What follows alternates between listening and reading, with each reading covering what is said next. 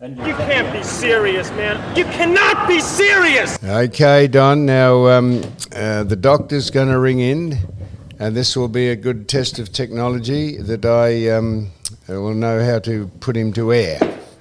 And he can only speak to us for a quarter of an hour. He must be extremely busy.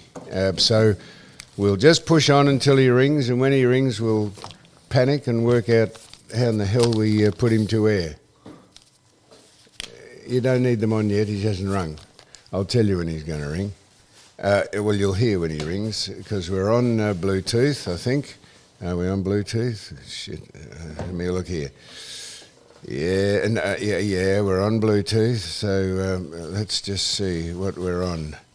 We're connected to Roadcaster, so there we are. So if he rings in, we should be able to put him to air. Now, so Don, Michael's just what? Go on, do a Don Scott on Michael. Do a Don Scott on Michael. Come on. We were chatting. You were chatting. I said you were chatting about Don. Listen. Michael's waiting. See you, Michael. You were talking about the foot. Barry Hall, weren't you talking about it? What were you talking about him for? Because Barry Hall's about to fight Sonny Boy Williams, and he headbutted him at the weigh-in. Well, we know that's just publicity. You reckon it was? Oh, come on. They've got you talking. That's right. Well, that's what they want. They want interest. So the people, the reason I mention this is, the people we're going to interview in our interview spot, a bloke called Antony Topic, and Jake Ellis, who is Lester Ellis's son. You know nothing about either of these two people, nor do I really. But Jake Ellis is the youngest professional boxing promoter in Australia when he was 18, and he matched up Western Bulldogs footballer Clay Smith to fight ex-Carlton footballer Jed Lamb, and celebrity boxing has become big, because people like to see the shit getting punched out of people. No, because boxing's lost its interest within society. It used to be big. I used to listen to the boxing. Can you believe listening to the boxing on a Friday night, broadcast by the late Ron Casey at Festival Hall? Yes, Manny Santos, George Bracken, yes, all those people. Maxi Carlos. So you think you wouldn't watch Barry Hall and Sonny Boy Williams? Well, you've got to pay for it. You've got to pay for it. $60 it'll be on Foxtel, but they're building it up. Main event. There you go. They're building it up, but it used to be free to air. And on a Monday night, if you can remember, younger people wouldn't, but there was a show called TV Ringside, yes, which had huge ratings. Merv Williams was the special commentator. Yes, you could watch Sonny Boy Williams and Barry Hall as opposed to watching Botched on Foxtel. You know, that'd be one of the good things that's on Foxtel. What, Botched? No, Botched is on free to air. That's how I watch it. No, it's on Foxtel, I'm saying. Well, I'm telling you it's on free to air as well. Is it? Yes. How do you think I know? I haven't got Foxtel. Oh, I didn't know you didn't have Foxtel. No. Oh, well. Anyhow, I'm getting nervous because here he goes. Oh, shit, here he goes. Is this the doctor? No, hang on, this is the doctor. Hang on. Hello? You better check Just in. Shut up, Don. I'm trying to get him on. Doc? Hang on. I haven't got him in Just my a minute. earphones. Just a minute. Doc? Hang on, Doc, please. Can you hear me? Loud and clear, boys. Oh, can you hear him, Don? Not really. Well, you got the wrong headphones on. Don. Oh, surely I can hear you, Doc. Please. Honestly, I mean, he speaks too close to the microphone. He's got the wrong headphones on. Can he do anything right? I think this is going to air, Doc, as we speak. Listen, can you make a phone call? Shout. Doc, can you make a phone call? Get Rod Law back here. Since he's gone, this is just a complete, utter mess. Now, I can't hear Don all that well. Oh, really? What have I done wrong, Don? Come on, what have I done wrong? I've got you on. I think I can hear him coming through your microphones there. No, you wouldn't. I'm on What about these 2. buttons? You're the control. You're on 4. I'm on 2. Can you hear us? Yeah, I can hear you. I'm all right. I can talk. I'm all good. Doesn't seem to be coming. Is Don on 4? You're not coming through very loudly on this thing here, speaker. Well, Me or someone else? No, now you are, because I've got you on speaker. Oh, there you go. Now, is Don on 4? Don's, Oh, how would I know where Don's I on, am, Doc? Don's on 2. Doc, Well, I've just got one question. Who's on first? Doc, I'm sorry about this. I want you to speak up, please. I don't know why you're coming through softly. Well, what about those buttons? Shut there? up. Oh, geez, you're an ignorant. Now, Doc, you can are only ignorant. spend a quarter of an hour with us.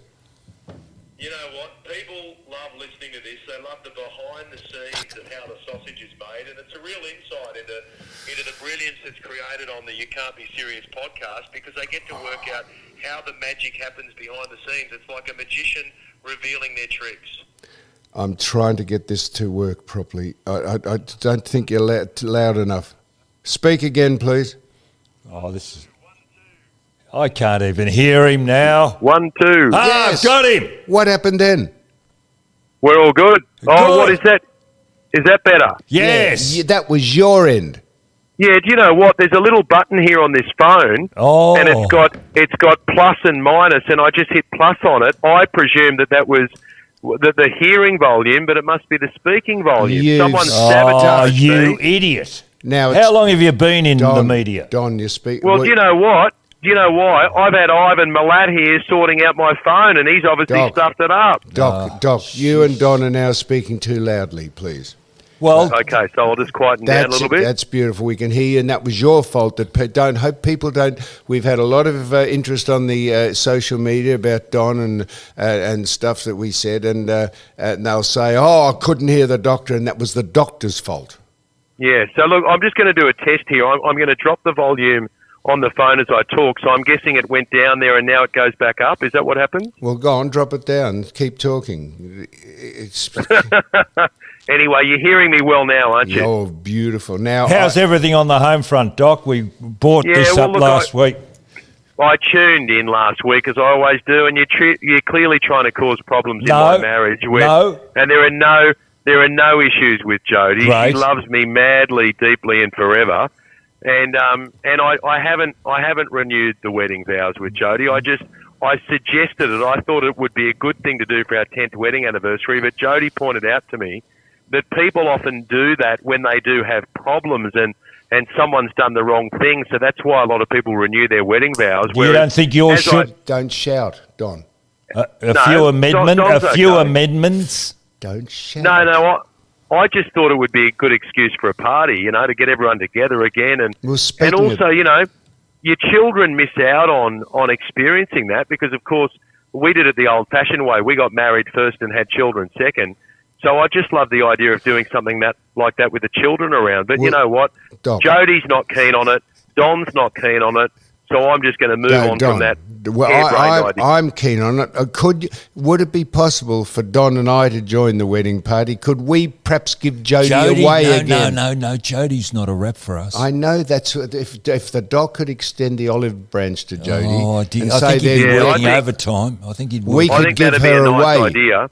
No, I think what we'd do is we'd have Sam walk her down the aisle, and then we would have Don as the celebrant. She'd be hitting him with a bouquet. Listen, Don, shut up. Listen to the doc. He's got a good point. And just as Don would start the service, Sam would yell out, "Stop yelling into the microphone!"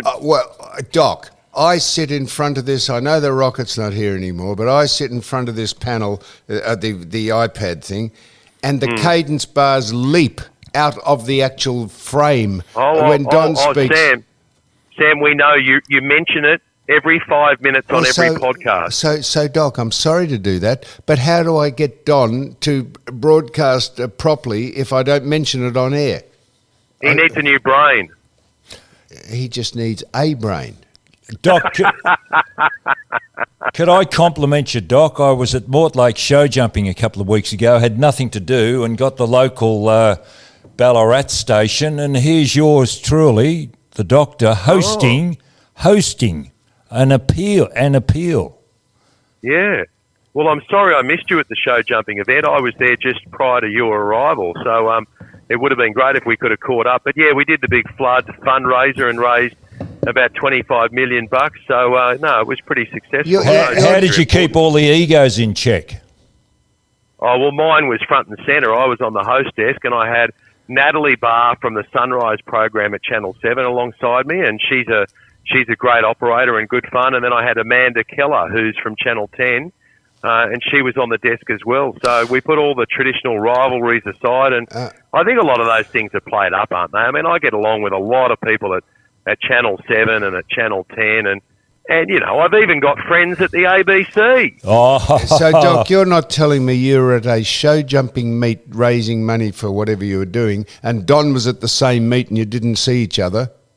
No, I'm making it up, Sam, and you just took it hook, line and sinker. No, but good morning. I did. Welcome to the program, Sam. Have you got a little bit of a frog in your throat, Sam? I have. I'm working under severe difficulties, but I've had a COVID test and I haven't got it, but I got a cold.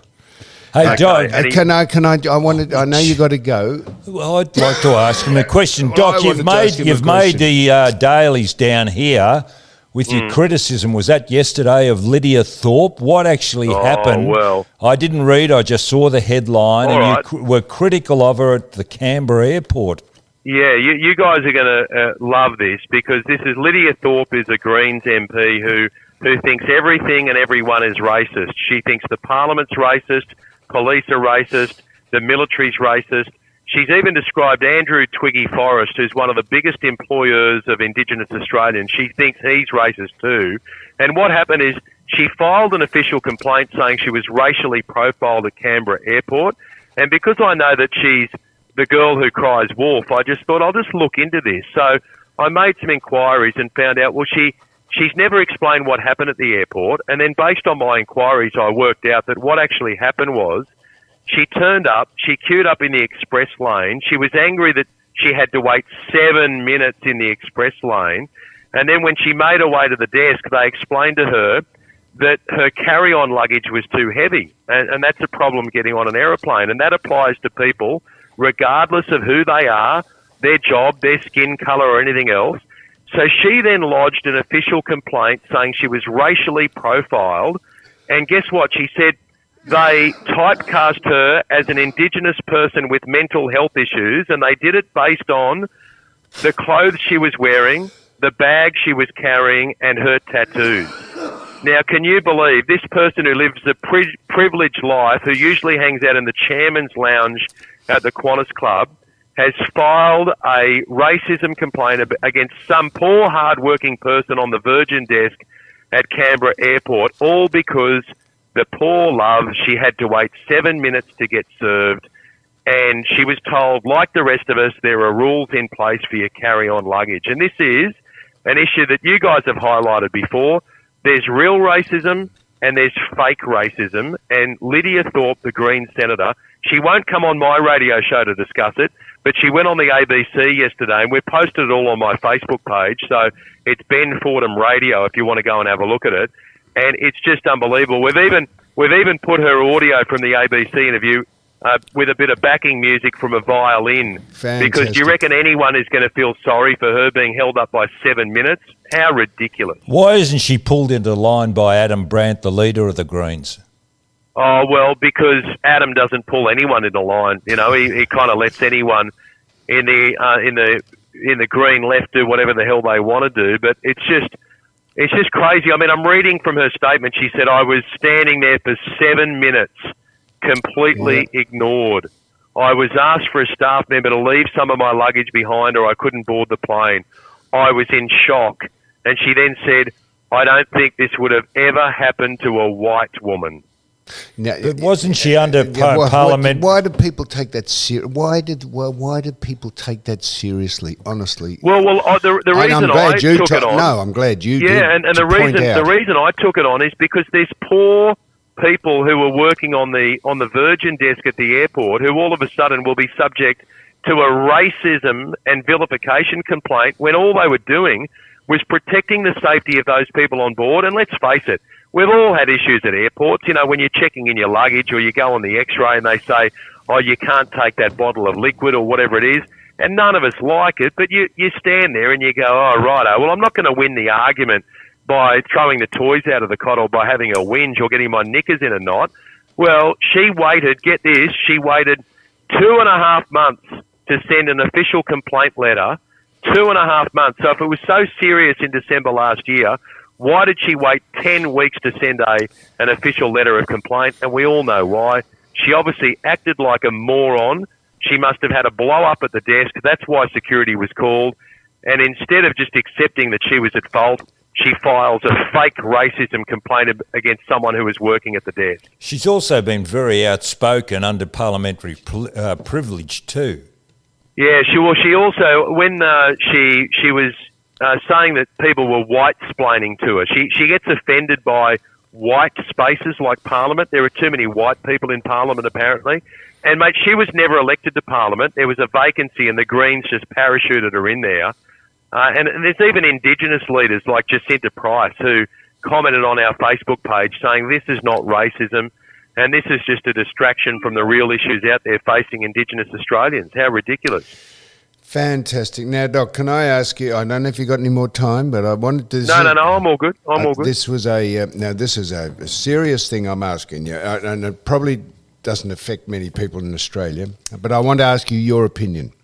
If Vladimir Putin decided to attack Ukraine, what is the point of us or anyone else sending jets and money and arms and ammunition over to Ukraine to prolong the war that's going on, because he's not going to back down. He's going to finish what he started. So why are we trying to prolong it by supplying Ukraine with jets and money and ammunition? Well, the alternative would be just to stand back and do nothing. And if you're suggesting that we're prolonging it, by prolonging it, at least we're doing something to stand up for these poor innocent people in Ukraine. Otherwise you send a green light to bullies like Putin that they can do whatever they want. Next they'll invade other countries, and also then it sends a message to China as well, who've been very vocal in warning that they could at some stage, if Australia continues to speak out against China, they could target countries in our region. It sends a message to China that you can do whatever you want and the world's not going to step in and get involved. I think Putin is a bully, he's a ruthless bastard, and we should be doing everything we can to stop his invasion of Ukraine. I agree with all that, absolutely. All I'm saying to you is that if the world doesn't want to see more pictures of children and women being slaughtered and killed in that country, why not try and bring it to an end immediately? By prolonging it, there's more tragedy going on, and that's where some diplomacy and chatting to him about what it is he actually does want, and I don't know why we keep prolonging it. Well, once upon a time, if there were dictators in the world who were slaughtering innocent people, we went in and took them on. But obviously with Russia, it's a whole different kettle of fish because of the size of them. And also they got 6,000 nuclear weapons. Yeah, because of the nukes, and also because there's not an appetite in the world at the moment, including in America, for America, Australia, Great Britain and other countries to get involved in major conflicts, because we saw what happened with fatigue in Afghanistan. We went into Afghanistan.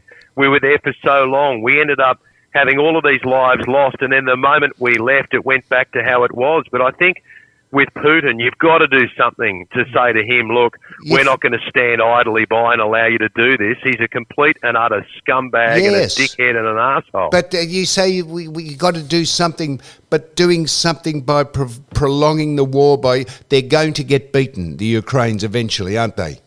He's not going to start that. He'll end up dropping a bomb on them. Yeah, he's already dropping bombs on them, and we're putting up... The Ukrainians are putting up a pretty strong fight, but you're right. I mean, Russia's got the weapons, they've got the manpower, they've got the desire to actually win this thing. But, when I've seen some horrible scenes from kids in bunkers. There was a little girl, a 7-year-old girl, who was in a bunker, and she started singing the theme song to Frozen, the Disney musical, just to try and lift the spirits of people there.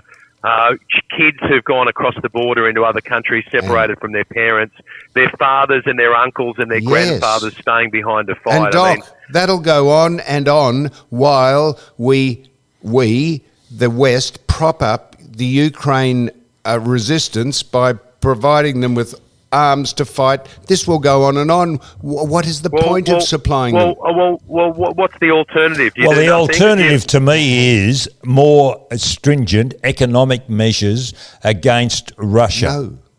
No. Well, I think, Don, we've slapped as many economic sanctions on Russia as Doesn't we possibly affect them. can. And not just, well, it is affecting them because it's affecting Russia internally, because Russians are now going, well, hang on a moment, a lot of our privileges, access to money and to other businesses have all of a sudden fallen apart. So they're trying to punish him internally. Yeah. And the only hope now is that someone else steps up in Russia and says, look, this is not what we want to do. We're now losing our freedoms in Russia. We're losing our ability to do business. There are Russian billionaires who've had their homes taken away in other parts of the world. So the only hope is maybe some internal pressure in Russia. Now, can I please ask you a question, Yes, Sam? please. Are you going to be well enough for Warney's state memorial service? I know that you went to the private funeral. Are you going to be well enough for the MCG? Well, it's on Today Week, isn't it? Yeah. Well, Yes. Today week, a week from today. Are you going to be okay? I said Today Week, didn't I? Could I? Yeah, no, you're right. Yes. You're right. Can you give me an idea? And I'm sure some people listening would be interested in hearing this. Can you just give us a bit of an idea what it was like to be there with a select group of people at his private funeral service? But very good question, Doc. It was an extremely emotional time because the people that spoke, it wasn't a service, or there was no prayers or hymns or sermons from clergy, or it was 6 key speakers, his Brooke, Summer and Jackson, his kids, his father, Keith, and a very good friend of mine from Ireland, who was a great friend of Shane's, who his family owns Celtic Football Club in Ireland, and into brewing and all that. A bloke called Ross Desmond, he spoke, and Aaron Hamill, who is a very good friend of his. Oh, and his secretary Helen Nolan, she spoke. So there's about 7 speakers, and it was extremely emotional because. But they just mentioned what sort of person Shane had been to them and was to everyone else, and how polite he was, and how all those things that we know of him. And then they showed photographs, many photographs of the life and times of Shane, and the bloke who actually found Shane expired, who was over in Thailand with him, a bloke called Andrew Neo, I'm not sure how you pronounce his name, but he spoke and said it was just extraordinary that he went to wake him up, and so he spoke as well. So there were a number of speakers, and honestly... And without invading anyone's privacy... Yes. For the children, how did they hold up? How did the children hold up while they were speaking? Because that's a big thing to do at your dad's funeral. They were excellent. The youngest, Summer, she struggled a bit, and but she was fantastic. And Brooke and Jackson were absolutely fantastic with a catch in their voice at many times, but they did it, and they just expressed how. Just expressed what Shane meant to them, and I'll tell you, I'm very happy to say this. I'm sure they wouldn't mind me saying this, but if you'd had the Kleenex franchise, you could hear just people sniffling and blowing their nose, and it was an extremely emotional day. But it was a great send off, if you like. His former wife Simone was there, and I was speaking to her, and the kids just supported her, and vice versa, and everyone was there. I can't imagine what it would be like to do that. I've delivered a few eulogies in my life, but when my dad died a few years ago, I started thinking to myself, I suppose I'm going to be asked to do the eulogy for Dad's funeral because of what I do. I speak for a living, and I thought to myself, I was just so close to my dad, and I knew that I was struggling at the time. I thought, obviously I will do it, and I'll step up, and I'll hopefully do it well. But then when I had a catch-up with my brother and my sister, I said, look, I've got to put my hand up and admit just on the question of the eulogy, and before I could finish, my older sister Sarah, who is probably the more modest and the quieter out of the three of us, she put her hand up and said, "I'll do it. I'm the eldest, I'll do it." And my brother and I both said, "Phew." And my sister just knocked it out of the park. She did such a great job. But I think as a child, to deliver a eulogy at your parents' funeral would just be such a huge thing to do. And look, boys, I know you've got a lot of listeners, and I might just take the opportunity, if I can, just to sneak in a plug for a family who's really doing it tough at the moment. There's a family from my part of the world, from Sydney, who went on a family holiday down the south coast a few weeks ago. I saw this on your Instagram, didn't I? Yeah, yes. And the two kids got in trouble in the surf. Yep. The father, Brad, saved the kids, but he died while saving them. And then, can you believe this? Have a listen to this. While the father dies, drowning while saving the kids, the mother has a heart attack on the beach. Man. And so this poor family's got a real difficult time ahead of them. And there's a GoFundMe page.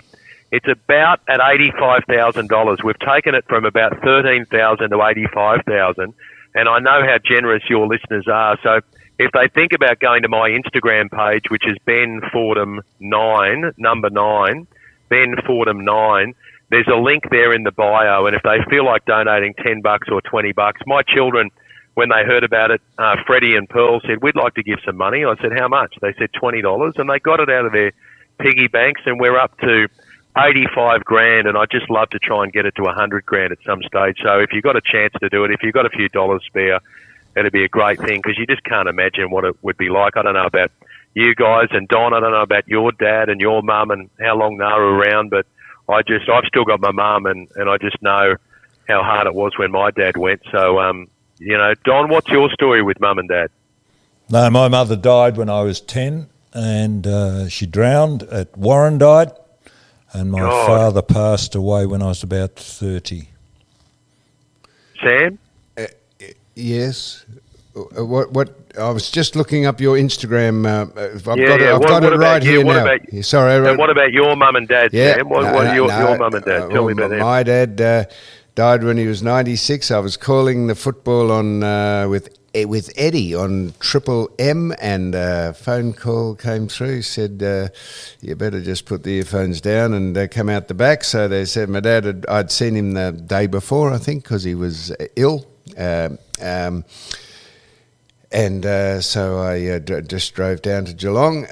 So that's how I was told. My mother, she was 94 when she died. She just, yep. So Well, mate, that puts you in good stead. If they went to 96 and 94, maybe. It's frightening. Does that mean, Don, we're going to have to put up with Sam for another few more decades? No, I don't think I will be.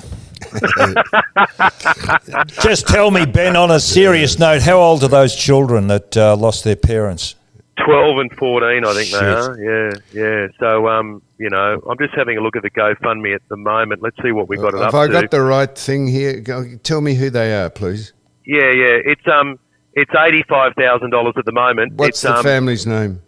Coleman. Yeah, that's Brad right. Coleman. I've got it up here. I'm hoping you can help. You say this photo was taken on the 4th of March. The Coleman family was, and then you can read on, and you've got a whole big thing about it. So, and that's fantastic. If you go to my Instagram, Ben Fordham 9, and in the bio, when it kind of explains what I do for a living, there's a little link there to a GoFundMe. Only if you've got a few dollars. I tell you what, You Cannot Be Serious is going to send some money. I'm so hopeless at this. I've got your bio, and it says view all 9. The real. How do we? Well, we'll do it, I suppose. You'll see it. You'll see it on my page there. So you'll see it there. Can I ask you? Otherwise, you just Google GoFundMe Brad Coleman, and it'll come up. But anyway, it's not. And I'm not asking you to. I mean, if you want to give a few dollars, do it. But if anyone else out there, you just never know. And I know that you've got a lot of people who listen to you, and you've got a massive reach. So if there's anyone listening and this connects with them in any way, then that'd be fantastic. We've only got a massive reach because you're on. Don, are you all good? Yeah, mate. Listen, can I ask you 2 questions? I've heard that there's tickets required. Don't shout. Oh, would you shut up? No, You're mate, a I'm control Shut up, freak. Sam. You're a control No, freak. Doc, I'm Doc, watching the thing here. John, can I ask you No, a he question? sounds Is there fine. a limit? Is there a limit to the numbers attending the MCG for Shane Warne's No. funeral? Well, why are they selling tickets? I thought maybe No, they're not. They're not selling Not tickets. selling. They're not selling tickets. They're giving away tickets, right? But you've got to acquire your ticket to go in. Register. 30,000 have already been snapped up.